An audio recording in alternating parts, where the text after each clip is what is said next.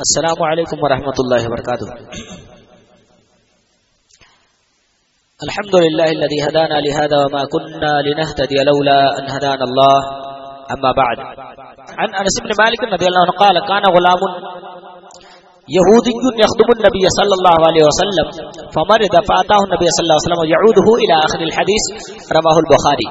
معزز سامعین،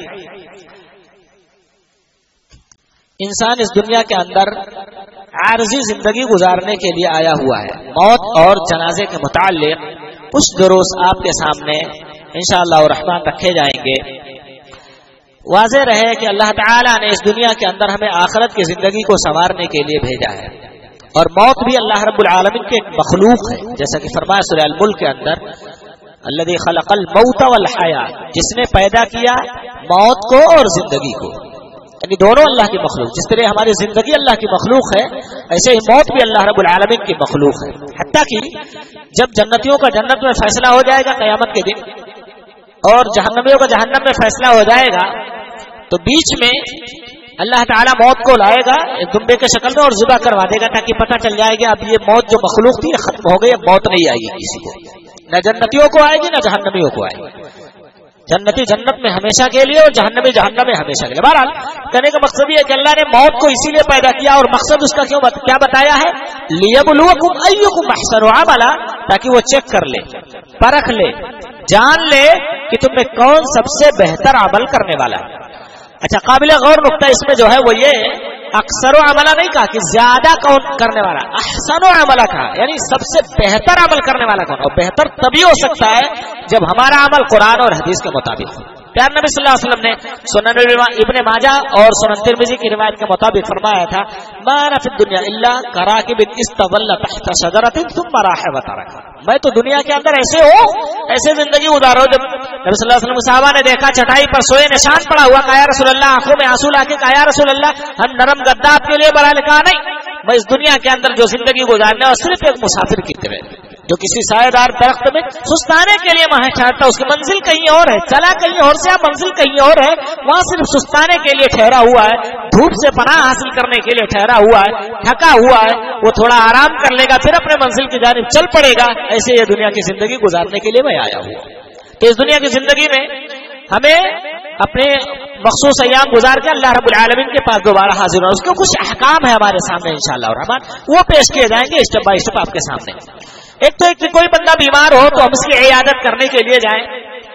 کسی مریض کی عیادت کرنے کے لیے جب آپ جائیں گے تو یوں سمجھ لیجئے کہ آپ جنت کی کیاریوں میں چلے، فرشتے آپ کے لیے دعائیں کریں. 70,000 فرشتے اگر صبح کے وقت آپ گئے، صحیح ترغیب و ترہیب کی روایت ہے، پیارے نبی صلی اللہ علیہ وسلم فرمائے 70,000 فرشتے آپ کے لیے دعائیں مغفرت کریں گے.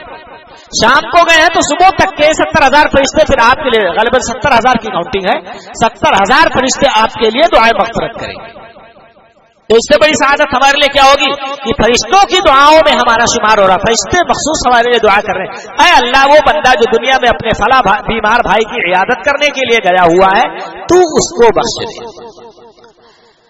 آپ عیادت کرنے کے لیے جائیں، ایک اچھا عمل ہے. وہاں جانے کے بعد جو بندہ بیمار ہو، اپنے لیے بھی جو ہے کچھ احکام نبی صلی اللہ علیہ وسلم نے سکھایا. آپ اللہ کا شکر ادا کرو کہ آپ کو اللہ نے وہ بیماری نہیں دی جس میں آپ کا سامنے والا بھائی مبتلا ہے.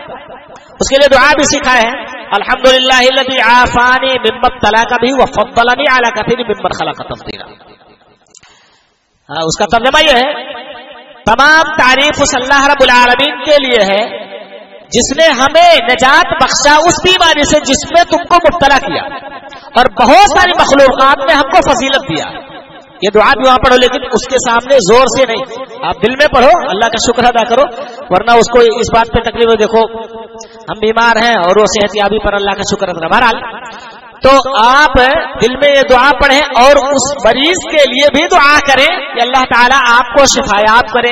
نبی صلی اللہ علیہ وسلم جاتے تھے، بخاری کی روایت ہے، لا باس طہور انشاءاللہ، کوئی حرج نہیں انشاءاللہ، اگر اللہ نے چاہا تو بیماری سے آپ شفایاب ہو جائیں گے، یا آپ کے لیے پاکیزگی کا یہ بیماری سبب بن جائے گا. یعنی یہ جملہ بتاتا ہے کہ آپ مریض کے پاس جانے کے بعد کلمات خیر ادا کریں، ایسے جملے نکالیں جس سے اس کو تسلی ملے، اس کے دل کو تسکین ملے. بھائی آپ اکیلے نہیں ہیں جو اس بیماری میں مبتلا ہو، میرا فلاں بندہ ہے، میرے گھر کا فلاں شخص دیکھو اس سے بھی بڑی بیماری میں ہے، وہ بھی بیچارہ ٹھیک ہے، اس حال میں بھی آپ کی ذمہ داری بنتی ہے اللہ کا شکر ادا کرو، اللہ کا شکر اس حال میں ادا کرو، اس بات پر ادا کرو کہ اللہ نے اس سے بڑی بیماری آپ کو دی، یعنی کلمات خیر ادا کر کے اس کے سامنے اس کے غموں میں آپ کو شریک ہونا ہے، اور اس کو احساس نہیں ہونے دینا کہ تم اس بیماری میں اکیلے پڑے ہوئے ہو، تو اس کو تسکین ملے گی، تھوڑا اس کے دل کو ڈھارس ملے گی۔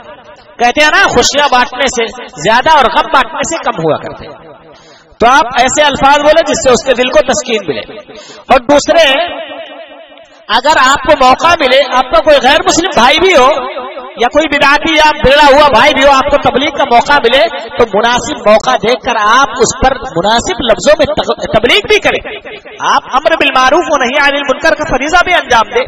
بخاری کی روایت جو میں نے شروع میں آپ کے سامنے رکھا، اللہ کے نبی صلی اللہ علیہ وسلم 1356 نمبر کے ساتھ یہ روایت آپ کو مل جائے گی، حضرت انس بن مالک رضی اللہ عنہ حدیث کہتے ہیں اللہ کے نبی صلی اللہ علیہ وسلم کے پاس ایک یہودی لڑکا خدمت کرتا تھا، کانا غلام یہودی یخدم النبی صلی اللہ علیہ وسلم، نبی صلی اللہ علیہ وسلم کی خدمت ایک یہودی لڑکا کرتا تھا، فمرض بیمار ہو گیا، پیارے نبی صلی اللہ علیہ وسلم اس کی عیادت کرنے کے لیے آپ صلی اللہ علیہ وسلم اس کی عیادت کرنے کے لیے گئے، تو آپ صلی اللہ علیہ وسلم نے فرمایا اسلم، تم اسلام قبول کر لو، مسلمان بن جاؤ، تبلیغ کر رہے ہیں اس کے پاس۔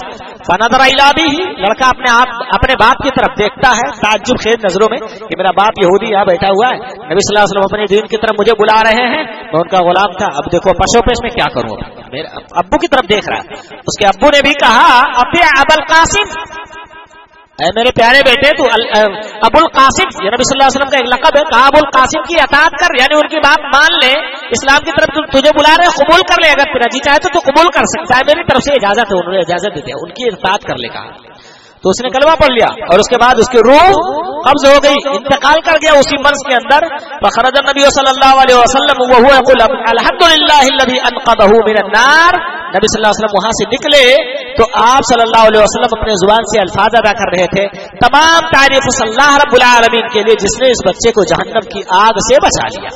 آخری وقت اس کا چل جاتا ہے، غیر مسلم ہے، اس کی عیادت کے لیے پیارے نبی صلی اللہ علیہ وسلم پہنچے۔ یہ اخلاق کا ایک تقاضا بھی ہے کہ آپ مریضوں کی عیادت کرنے کے لیے ضرور جائیں، ان کے دل کو ڈھارس بڑھتی ہے۔ نبی صلی اللہ علیہ وسلم گئے اور وہاں تبلیغ کیا، اللہ نے تبلیغ کا نتیجہ دیا، بچہ مسلمان بھی ہو گیا۔ پیارے نبی نے فرمایا اس ذات کی تمام تعریفیں ہیں جس نے اس بچے کو جہنم کی آگ سے بچا لیا۔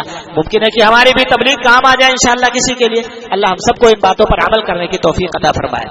وصلی اللہ تعالی علی خیر خلقہ نبینا محمد وآلہ وصحبہ اجمعین۔ السلام علیکم ورحمۃ اللہ وبرکاتہ۔